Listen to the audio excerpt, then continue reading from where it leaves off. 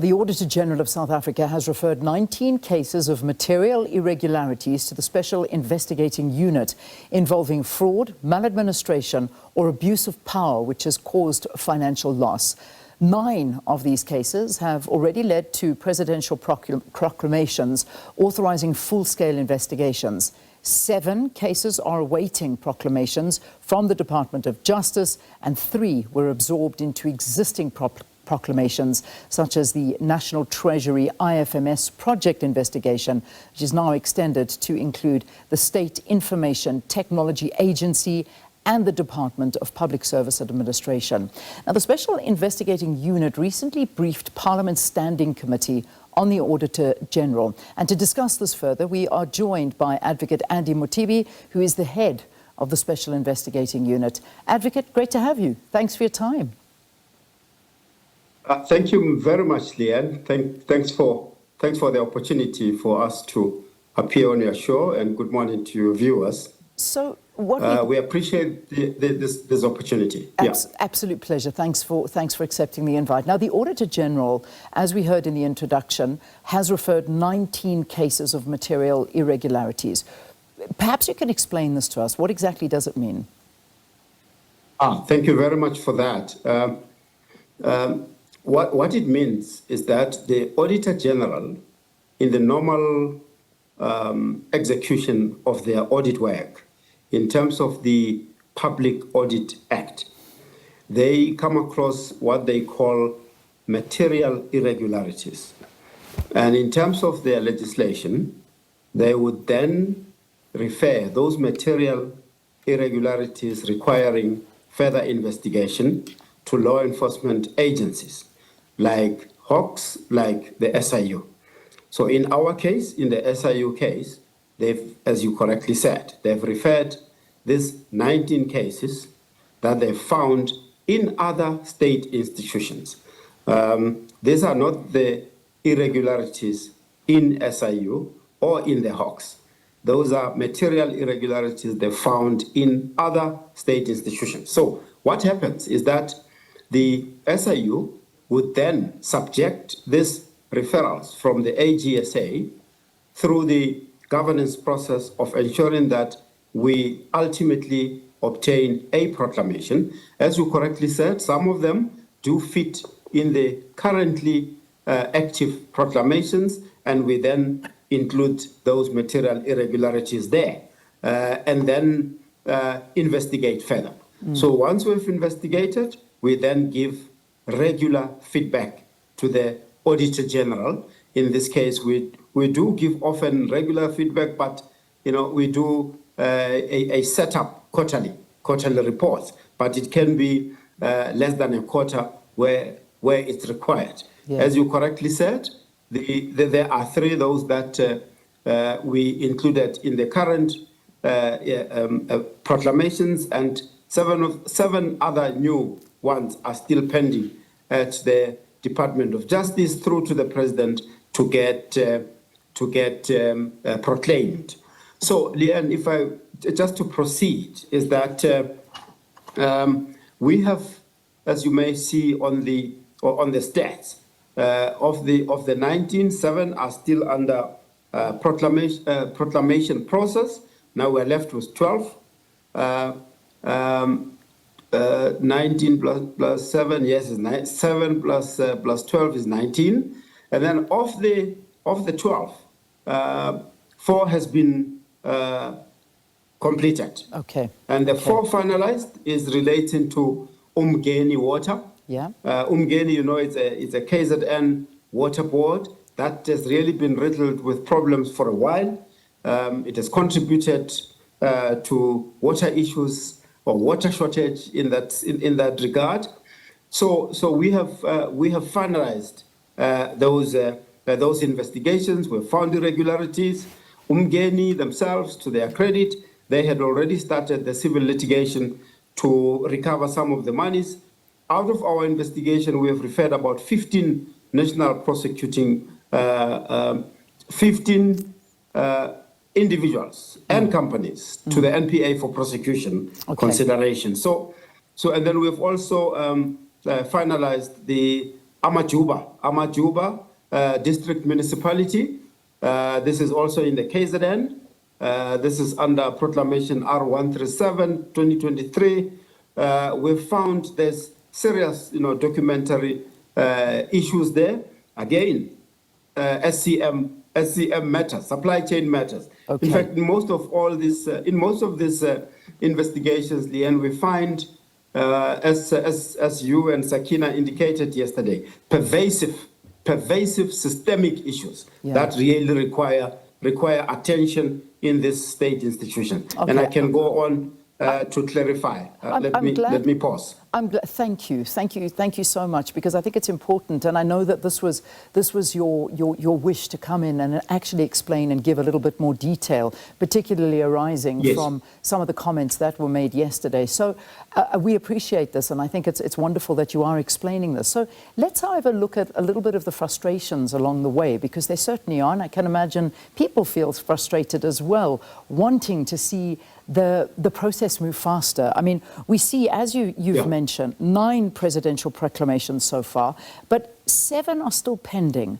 Why the delays? What happens there? Because, these approvals from the Department of Justice obviously are very frustrating. I mean, what causes it? Is it bottlenecks? Is it legal, political, or resource that need to be addressed to speed these things up? No, thank you, Leanne. Thank you for that question. It often comes up. As you know, by law, the special investigation kicks off formally its investigation once the proclamation is signed by the president. So in our consultation with Department of Justice and the presidency, and I'm talking dating back to about 6 or so years, we've agreed on a process to speed up the proclamation signing. And you might have seen that in the past 3 years or so, we've started seeing the proclamations being signed off speedily. Again, we have said, when whistleblowers or any other person reports corruption to SIU, their public expectation is that we need to speedily attend to these matters. So in our case, we have to make sure that the processing of the proclamation is speedily. We have seen, just in this year, we have seen quite a speedy signing of the proclamation. The CETA one, the IFMS proclamation, which, by the way, we have completed the investigation into the integrated financial management system that was implemented under the auspices of the National Treasury. We have completed the investigation there. That's worth about 822 million at the time. We have done 2 senior management disciplinary referrals. We've done 5 National Prosecuting Authority referrals, 1 blacklisting of a company that was involved. So we then said there is a need to increase our scope. Again, as the creature of law, we can't just go into a scope that's not covered by the proclamation. So we then processed the proclamation to increase our scope to cover Department of Public Service and Administration and to cover the CETA, because there were other issues where these 2 departments came in the same process. That proclamation was processed quite speedily. We're able now to go deep into other issues relating to DPSA and CETA. So I do understand, and we do understand the public, a concern about the speedy signing of proclamations, but again, the speedy investigation of these investigations and finalizing them so that they can be consequence management. Yeah, and that's Leanne, we always say. I think that's the big thing, is the consequence management. It's one thing to get the money back, but then what happens thereafter? And I think that's what people want to know, particularly when it comes to municipalities. I mean, accountability is the massive thing. Another thing, and I know that we want to fit in as much as we can. So you've touched on it a little bit about the scope of investigations and what you can and cannot do, which is very helpful for us. But when we look at the overlapping cases when it comes to the SIU and the Hawks, I think maybe if we can differentiate the mandates and the coordination that perhaps maybe are in place to avoid where we see jurisdictional confusion? Because this is where I think a lot of problems happen. Is there formal coordination between the two organizations and mechanism, or joint case management tools in play here? Thank you very much for that last comment. There is a forum where we meet as various law enforcement agencies, Hawks, SIU, NPA, and other related state departments, including the Financial Intelligence Center and so on. We meet at a forum referred to as the Fusion Center.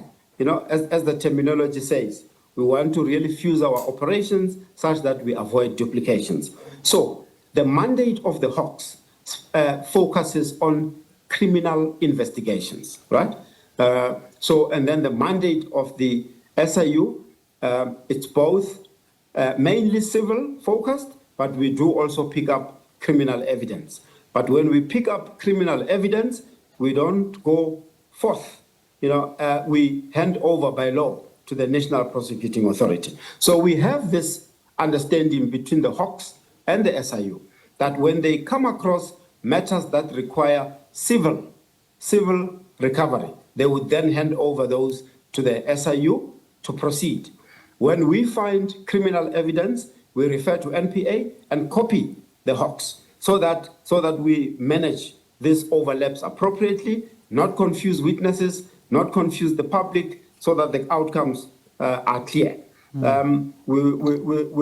have reported over the years, and we will be reporting soon on the outcome of our annual report process, the new results, where you'll be seeing quite clear focus around the mandate of SIU being the recovery of stolen assets and money. That is the business process that we control end to end.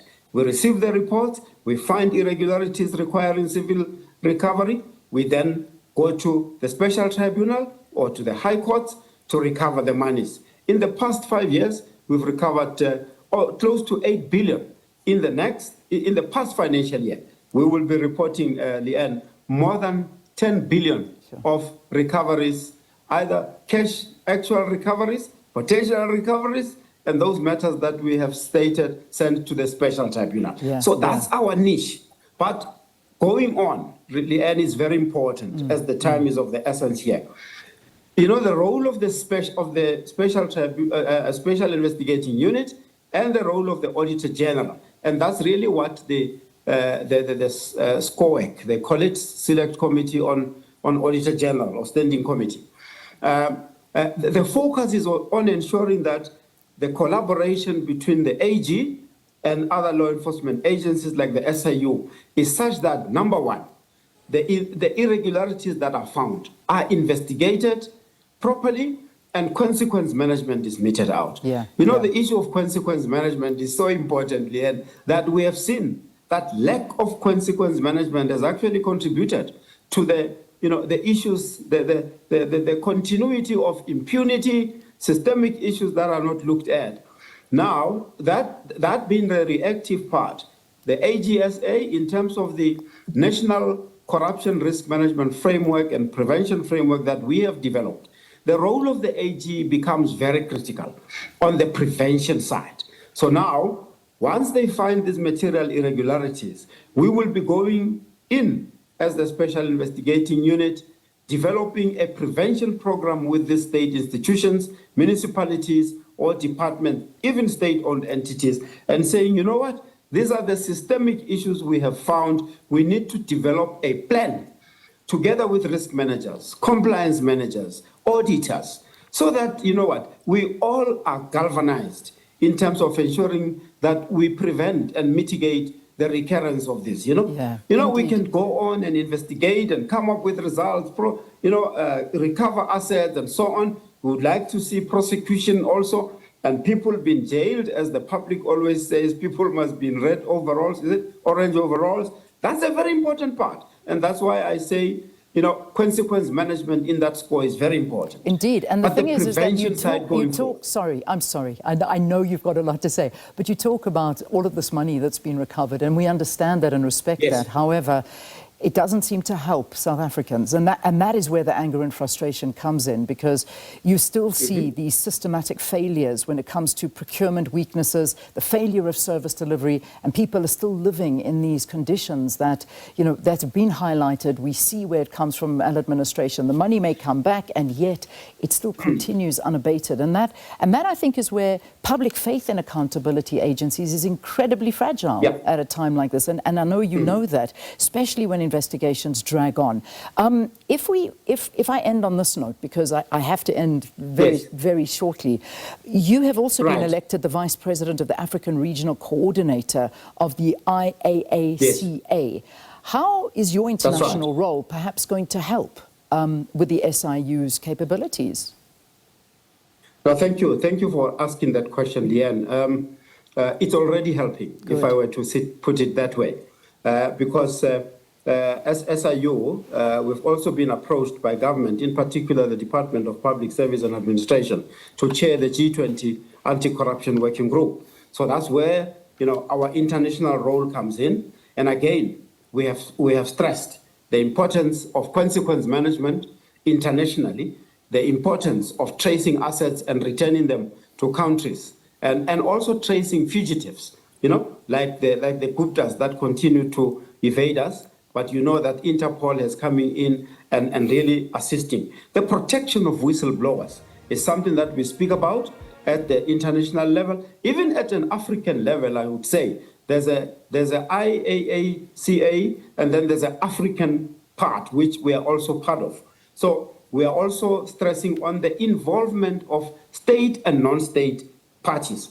In South Africa, our national anti-corruption strategy calls for involvement of state and non-state parties in the fight against corruption. And we are all galvanized as international anti-corruption authorities to ensure that we really put our efforts in making sure that all of those are implemented across the world. Indeed. And as you know, there is a national response now from the National Anti-Corruption Advisory Council to the President to establish this new anti-corruption authority body that would encapsulate all of those concerns that you are raising: systemic focus on investigations, prevention of corruption, and also just ensuring that we strengthen the law enforcement agencies. Indeed. So we really look forward to that process going on and being implemented. All right, we'll leave it there, Advocate. Thank you. Thanks for coming on to talk to us this morning. Advocate Andy Mothibi, the head of the Special Investigating Unit, talking to us about the unit's briefing to Parliament's Standing Committee on the Auditor-General recently, and also talking to some of those systematic failures, but some of the successes. But the question, and I think the frustration is from the viewer and South Africans, is that yes, you get this money back, and yet we still don't have service delivery. And these are some of the problems that certainly the Advocate was addressing.